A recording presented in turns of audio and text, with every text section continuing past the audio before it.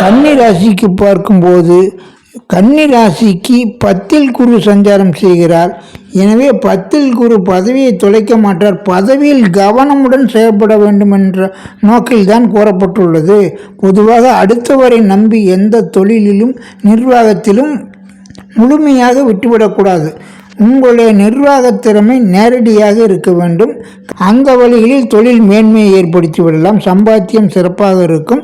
காரியங்களில் நல்ல வெற்றிகள் கிடைக்கும்.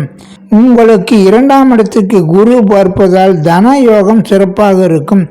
பொருளாதார மேன்மையற்றாலும் பொருளாதார சேமிப்பு சிறப்பாக இருக்கும் இந்த வருடத்தில்.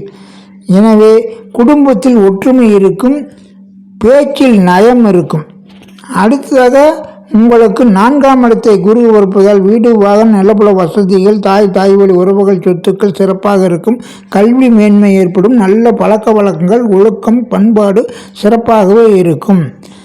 6ஆம் இடத்தை குரு பார்ப்பதால் அங்கு ஏற்கனவே ராகு அமர்ந்து இருப்பதால் எதிர்பாராத தன யோகங்கள் சிறப்பாகவே கிடைத்திடும். பங்கு சந்தை, ஷேர் மார்க்கெட், யோக வணிகங்கள், அந்நிய வழியில் பெரும்பாலுமே அந்நிய வழிகளில் அதிகமான அனுகூலங்களும் ஏற்படும். மேலும் உங்களுக்கு அனைத்து விதமான காரிய முயற்சிகளிலும் வெற்றிகளை தரும்.